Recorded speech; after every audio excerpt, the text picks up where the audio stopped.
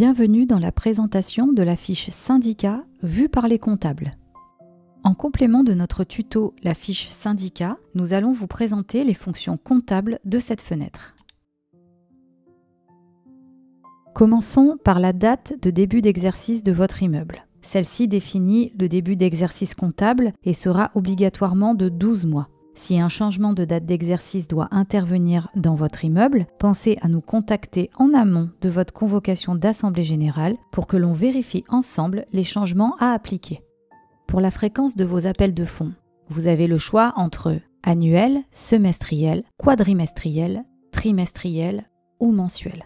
Cette fréquence est choisie en début d'exercice comptable et si un changement doit intervenir, vous devez finir l'exercice en cours et le changement s'effectuera sur l'exercice suivant.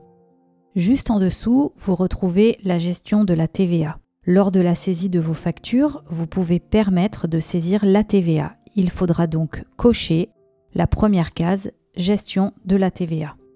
En fonction des TVA saisis tout au long de l'année, cette information sera présente sur vos états des dépenses, projets de répartition et des comptes de charges.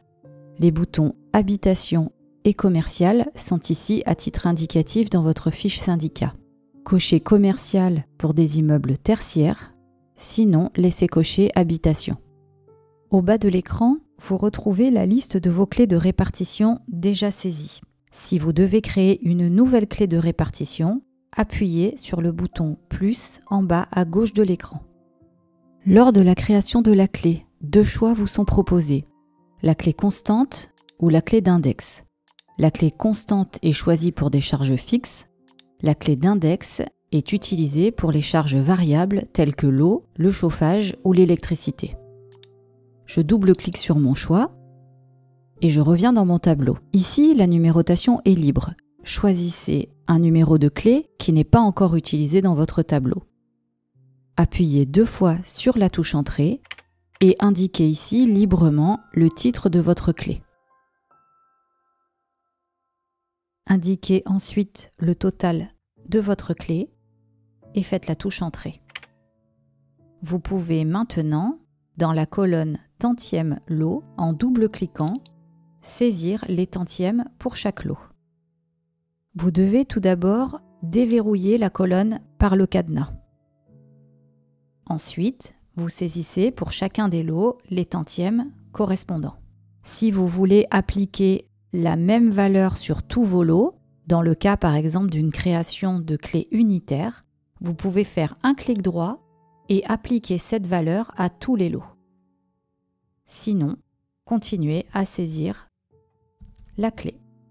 Quand vous avez saisi la totalité, les écarts sur les tantièmes sont à 0. Si vous vous êtes trompé dans votre saisie et que vous voulez remettre tous les tantièmes à 0, appuyez en bas à gauche de l'écran « Mise à 0 ». Et vous pouvez ainsi recommencer votre saisie. Si votre saisie est correcte, mais que finalement le montant total n'est pas le même, validez votre enregistrement et corrigez librement le total de votre clé. Même principe pour modifier une clé déjà existante. Double-cliquez dans la clé, déverrouillez par le cadenas et modifiez votre clé. Plusieurs options sont possibles par un clic droit sur la clé de répartition. Vous pouvez exporter le détail vers Excel. L'export vous présente la clé par copropriétaire en additionnant les tantièmes sur chaque lot détenu par ce copropriétaire. Vous pouvez aussi supprimer une clé de répartition. Attention, cette option est possible seulement si la clé n'a jamais été utilisée. Et enfin, vous pouvez dupliquer une clé. Pour ce faire, vous devez déjà créer la clé qui va recevoir les tantièmes dupliqués. Nous allons ici, dans cet immeuble, créer une charge bâtiment regroupant les tantièmes du bâtiment A et du bâtiment B.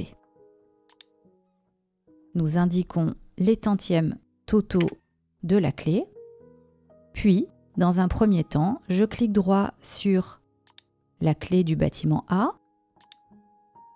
Je vais ici lui dire que je veux copier les tantièmes dans la clé numéro 9 que je viens de créer et je vais simplement multiplier par 1 les tantièmes existants en remplaçant le 0 actuel par les tantièmes de ma clé bâtiment A.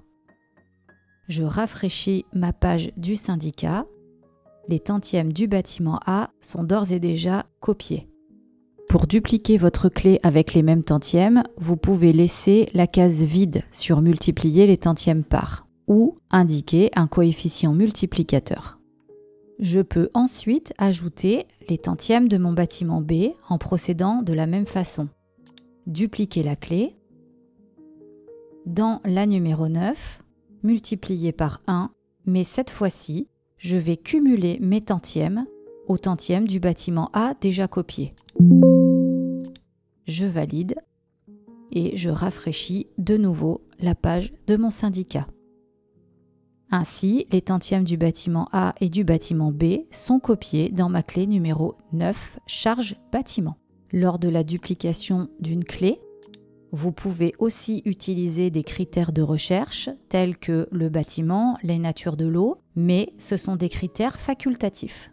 Attention, lorsque les clés de répartition sont créées, il n'est plus possible de les renuméroter. Pensez donc bien avant de créer les clés dans vos immeubles à une numérotation cohérente. Dans le menu central de la fiche syndicat, plusieurs onglets ont déjà été détaillés dans notre tuto « La fiche syndicat » que nous vous conseillons de visionner. Nous allons découvrir maintenant la vision comptable de ce menu. Dans l'onglet « Comptabilité », relevé de compte. Cette action vous permet d'éditer les extraits de compte de tous les copropriétaires sur ce même syndicat. Vous pourriez en avoir besoin par exemple lors d'une reprise d'immeuble pour informer les copropriétaires de leur solde à la fin de la reprise sans devoir éditer un appel de fonds. Cet envoi est exclusivement un envoi par courrier et non par mail. L'onglet « Débiteur » vous permet de visualiser les copropriétaires débiteurs sur le syndicat. Consultez sa fiche par un clic droit ou, toujours par un clic droit, interroger son compte. Depuis cet écran, vous pouvez générer des relances amiables, par courrier ou par email. Attention, cet écran n'alimente pas le suivi de votre contentieux et cet envoi n'est pas archivé. La domiciliation bancaire du syndicat est ici pour consultation et impression. Pour modifier un IBAN, il faudra passer par la modification du compte comptable. Dans cet onglet Comptabilité, il est possible de consulter le bilan de deux façons. Soit avec une présentation des comptes en SRU, par l'onglet Bilan. Vous pouvez déplier les comptes et par clic droit, consulter le détail de chaque compte. Vous pouvez aussi tout détailler, tout regrouper, changer la date de consultation de votre bilan et vous pouvez aussi l'imprimer. Par la lecture du bilan SRU, il est plus simple d'analyser les comptes travaux. Sous le compte 121, nous retrouvons les marchés travaux en cours, 17, 19 et 18. En sélectionnant un marché travaux, nous pouvons dérouler les dépenses engagées, le compte 671, et enfin les appels de fonds effectués, le compte 702. Cela vous permet une analyse rapide. La deuxième lecture se fait par le bilan analytique. Les sous-comptes sont consultables ensuite par des doubles clics sur chaque compte. Vous pouvez changer la date en revenant à votre date de fin d'exercice à préparer ou revenir à la date du jour ou tout simplement indiquer une date de consultation. Le bilan est recalculé automatiquement. Pour la situation des copropriétaires. Cette situation s'affiche pour tous les copropriétaires, débiteurs ou créditeurs. Vous pouvez afficher les copropriétaires à 0 ou n'afficher que les copropriétaires débiteurs. Double-cliquez pour interroger le compte. La ligne en rouge signifie que ce copropriétaire ne détient plus de lot dans la copropriété, mais que son compte n'est pas soldé. Pour l'interrogation du compte 4110, ce compte est associé dans Jiminy aux dépenses courantes de votre syndicat. Le compte affiche les factures par date. Vous pouvez les trier de différentes façons. Soit par crédit, soit par débit. Vous pouvez faire un tri seulement par nature. Et enfin, un tri par clé et nature. Les codes-parts d'appel de fonds par lot. Ce tableau vous présente la liste des codes-parts rattachés à chaque lot dans la copropriété. Les premières colonnes, commençant par 00, sont relatives aux provisions détenues sur les travaux en cours, soit une correspondance de compte 702 en SRU. Pour les provisions d'avance telles que 1031, 1032, 1033 ou 1050 sont présentées avec leur compte en début de colonne. Et enfin, la colonne des codes-parts pour les appels de fonds courants relatives au compte 701 SRU sont présentées dans la colonne 4120 du code analytique dans Jiminy. Il est important de vérifier régulièrement que toutes vos codes-parts sont équilibrées par votre comptabilité. Les codes-parts sont représentés par la ligne bleue et la comptabilité par la ligne en vert. Si un écart est détecté entre les codes-parts et la comptabilité, une ligne rouge viendra s'alimenter en dessous et il faudra corriger les codes-parts. Vous pouvez exporter ce tableau en format Excel. Passons au menu Fournisseurs. Par l'onglet Factures, vous accédez au menu de visualisation des factures en attente de paiement sur votre syndicat. Vous pouvez affiner votre affichage en sélectionnant un seul fournisseur ou laisser vide pour tous les afficher. Vous pouvez afficher toutes les factures en cours ou seulement les non bloquées ou les factures bloquées. Validé, la liste des factures apparaît à l'écran. Vous pouvez double-cliquer pour interroger le compte du fournisseur ou pour une facture bloquée, interroger, double-cliquer et vous pouvez ainsi débloquer votre facture.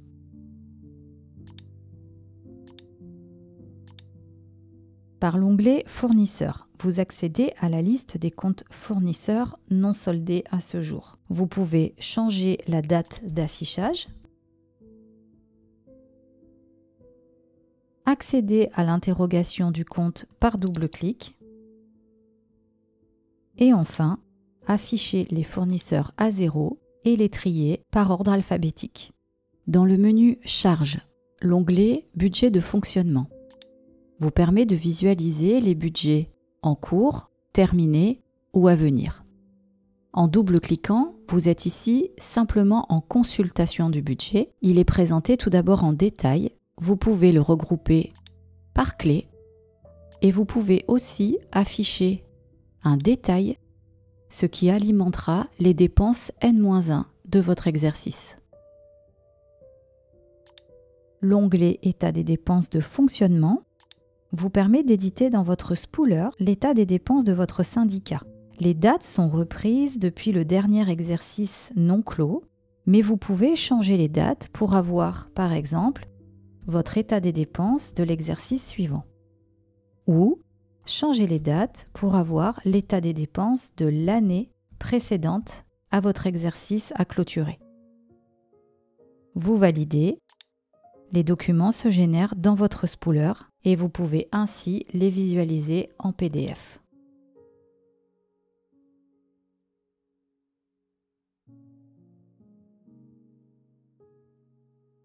Le menu Comparatif de fonctionnement vous permet d'éditer un tableau de comparaison jusqu'à 6 colonnes. Vous pouvez en rajouter en vous positionnant sur la colonne numéro, la touche F4 et double-cliquer sur la colonne à ajouter. Donnez un titre à votre document. Vous pouvez exporter ces informations en Excel ou les générer dans votre spooler. Ce document reprend l'intégralité des colonnes que vous avez demandées et vous indique le dernier exercice clos sur votre immeuble. Pour l'onglet Suivi de budget et Suivi de budget analytique, ces deux fonctions vous permettent d'accéder à votre état des dépenses de façon numérique. Le premier avec une présentation des comptes par clé, code SRU et code nature. Le deuxième vous affiche la clé et le code nature. Pour plus de détails sur ces fenêtres, nous vous invitons à visualiser notre tuto Préparation et clôture de compte. Par l'onglet Travaux, vous visualisez vos budgets travaux en cours sur votre syndicat avec leur numéro, leur libellé, le montant du budget voté et les dépenses engagées. Vous pouvez afficher les marchés travaux déjà répartis et vous pouvez bien sûr consulter par double clic chaque budget travaux qui vous est présenté à l'écran. Par le code couleur bleu ou orange, vous pouvez savoir si les budgets sont soumis à un financement Allure ou une délégation de conseil syndical. Vous pouvez double-cliquer pour vérifier cette information. Depuis cet écran, vous êtes en consultation, aucune donnée n'est modifiable. L'onglet Simulation de travaux vous permet d'établir un tableau reprenant les codes-parts de chaque copropriétaire sur une clé de répartition. Vous indiquez la clé de calcul, le titre de vos travaux, le montant. Vous pouvez ajouter bien sûr plusieurs colonnes et vous actualisez. Ce tableau vous présente ce que devront payer les copropriétaires sur chaque montant indiqué dans votre montant à répartir. Vous pouvez exporter ce tableau en Excel ou l'imprimer. Par le menu SRU, vous pouvez éditer la balance de votre syndicat ou un bilan. Vous pouvez consulter les comptes créés sur votre copropriété avec les correspondances SRU. Et enfin, éditer les annexes comptables de fin d'année.